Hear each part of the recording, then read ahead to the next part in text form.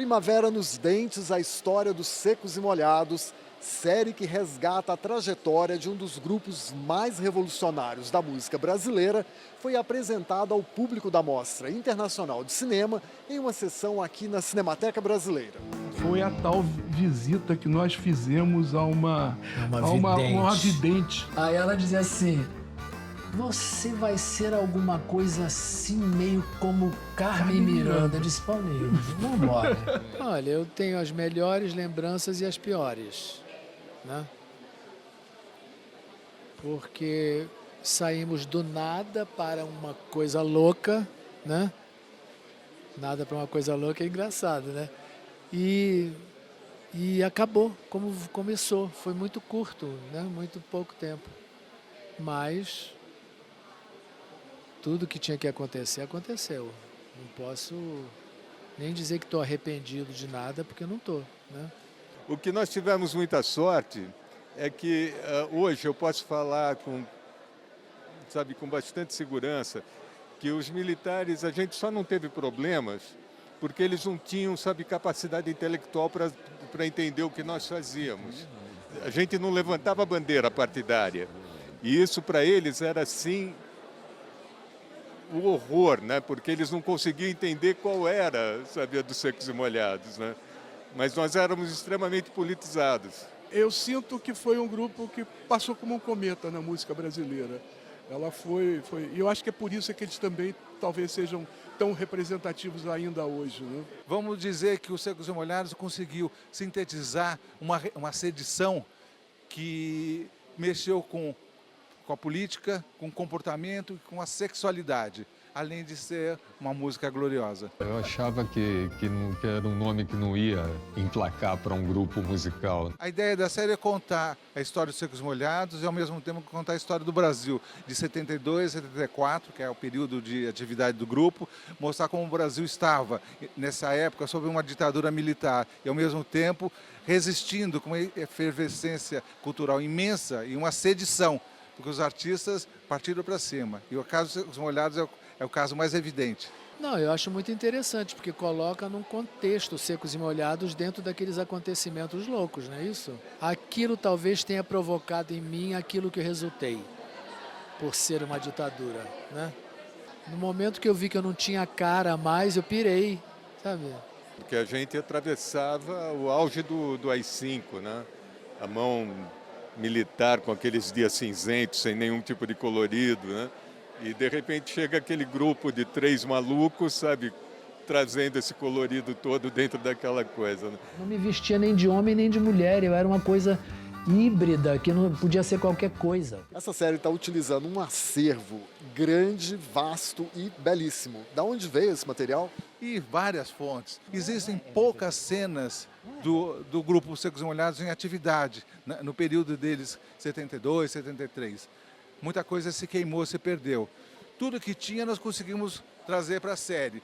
Mas daí o que nós fizemos? Fizemos um mergulho em acervos como o do governo federal, que tem um acervo grande, a imprensa oficial, e depois gravamos várias entrevistas. Eu quis trazer para a série personagens que tinham visto os Secos e Molhados, que tiveram o primeiro impacto de assistir os Secos e Molhados, e personagens, músicos ou atores, que depois foram influenciados por essa estética dos Secos e Molhados, que é o caso do Frejá, que é do Barão Vermelho, ou do Charles Gavan, que é dos Titãs, ou a Ana Cânias, que é de uma geração muito mais abaixo, de geração de 20 e poucos anos, como a Duda Brack. Queria ver como que isso repercutia. Ou seja, a ideia da permanência da estética, desse universo musical e comportamental do grupo. O pessoal queria ver o João Ricardo junto com o Ney, junto com o Gerson. Excelente, ele é um grande compositor, João Ricardo, né? Uma pena a gente não ser amigos, né? Infelizmente, João Ricardo não autorizou a utilização das músicas. Como é que foi lidar com isso? Olha, o João Ricardo, para o meu livro, Primavera nos Dentes, ele deu longos depoimentos. Para a série, ele se ausentou. Ele não respondeu nenhum dos nossos convites, e-mails, telefonema, nada. E depois proibiu, né, de nós usarmos as canções dele na série. Não é pena porque é um apagamento da história, né? Quando você devia perceber que As canções, como dos Secos e Molhados, não pertencem mais aos autores, pertencem a nós, à sociedade. É uma pena porque são belíssimas músicas que revestiram todo esse momento. E se a gente fala de perpetuidade de tudo isso, se deve também a essas músicas e ao talento do João Ricardo. Mas a solução encontrada foi uma solução que eu acho brilhante.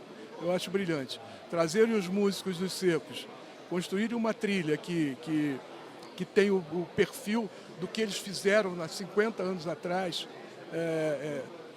funcionou muito bem para a efetividade da série.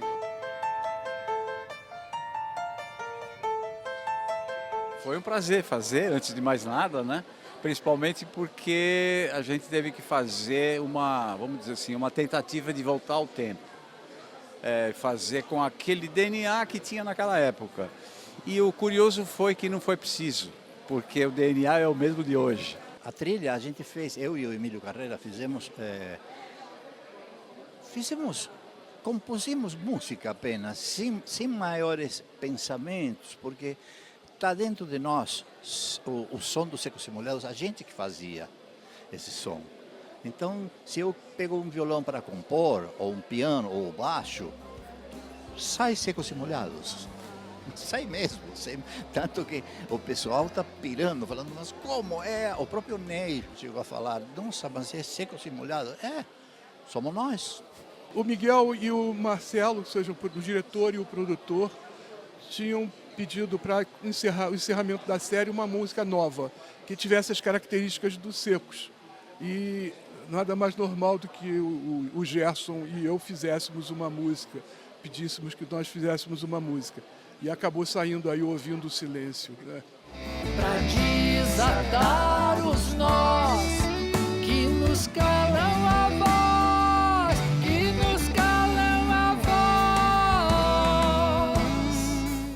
Essa é uma reflexão que eu faço sobre o momento onde tantos falam e tão poucos ouvem. Então a música procura expressar isso, a letra procura expressar isso. Para poder me ouvir e entender você.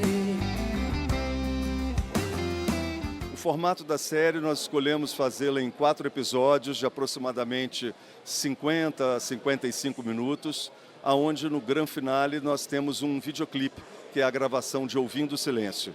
É uma série que traz não só depoimentos, como também a narrativa dos 4 integrantes principais da banda. Essa série tem o DNA do Canal Brasil, é cheia de liberdade, expressão, diversidade e é um entretenimento muito bom, então convido todos a assistirem.